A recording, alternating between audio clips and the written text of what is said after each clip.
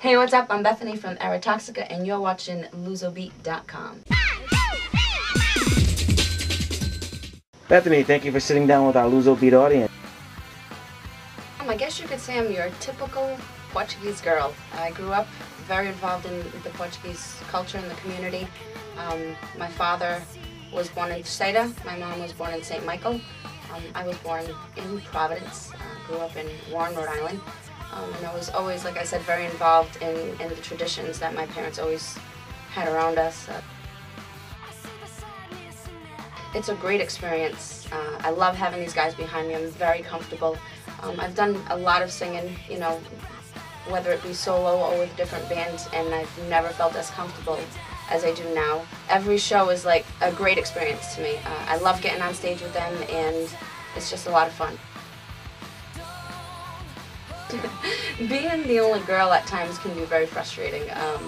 It's a lot of fun. It's like having, you know, 4 big brothers, but I do have to tolerate with, you know, with all the normal guy stuff. And it's tough sometimes being away and not having, you know, that girl, you know, your friend to talk to, but I can pretty much hang out with them and be one of the guys too. I did. I participated in primeiro Festival Jovem das Comunidades Portuguesas, which is the, you know, it was the first of its kind. It was a competition amongst Portuguese descendants all over the world. It was held back in 2000. I submitted a song from my solo album, which was written by Nelson Moreira, written and produced. And I was the only contestant from the United States, so it was a great honor to be part of it. It happened in Matosinhos in Portugal. I got to get some airtime on RTP. I got to meet a lot of great people. I made some, you know, great friends that still to this day are always in my thoughts. And it was just a lot of fun, a total crazy experience, you know, with all the TV cameras and the lights and the people. It was excellent. My solo album was completely different from what I'm doing now. It was more of a romantic album. It was a great album. I think it was very well produced. I think I've grown as a singer since then. It definitely is an album that you can listen to now, you can listen to 10 years from now, and you know, it'll still be a great album. It was kind of tough being solo at a time. I'm more comfortable on stage with the band. It's just more energy. But it was an experience that I went through, and I wouldn't take it back.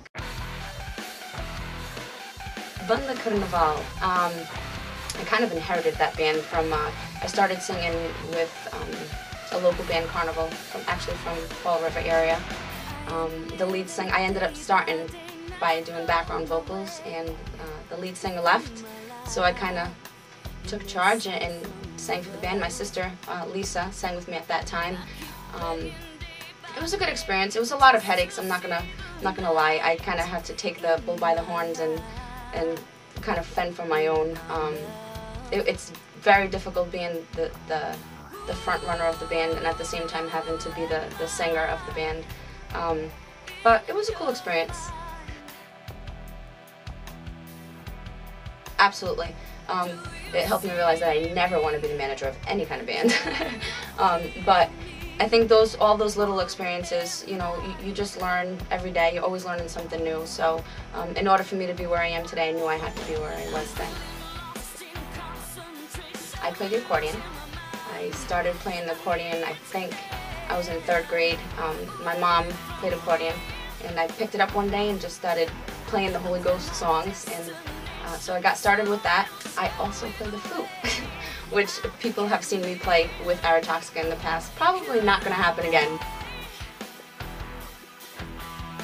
I kind of grew up with the carnival dances. My dad has been doing it ever since I was a little girl, and I started getting involved in it when I was probably about 11, playing accordion, just following along. I'd say back in 2002 is when I started, you know, leading my father's tradition. I took his place, and in 2003, it was a dream of ours always, actually a dream of my dad's, to go with the Dança de Carnaval to Terceira. So in 2003 we went out there with our group. My father wasn't in the dance, but he was part, you know, of the committee that went with us. It's a lot of fun. It's a lot of work. We actually went all over the island, but it was more meaningful, how can you say, to perform in my dad's hometown with, you know, my aunts there and people that saw him grow up and now are watching us grow up and carrying on the tradition. So it was an honor to be able to perform in my dad's hometown. Yeah, you could say that. My dad, like I said, has always been part of the Carnaval. He used to sing in the church choir. My mom played accordion. My brother and my sister also sings very well. My brother is a great, you know, talent too. He does it Pandade. But yeah, we come from a pretty musical family.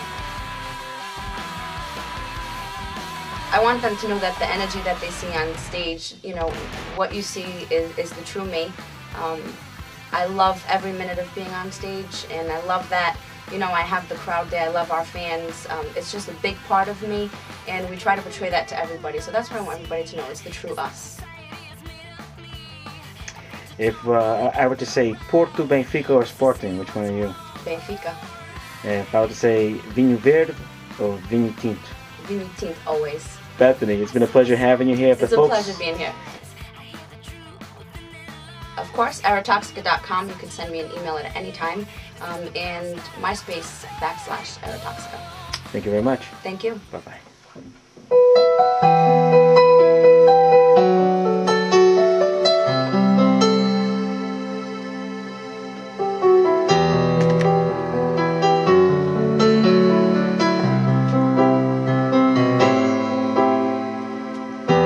So hard to hear your soul with all the craziness around you.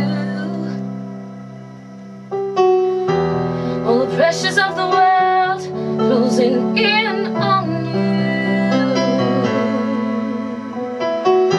So struggle to be heard, your words go unspoken. They're buried in your mind, they're weighing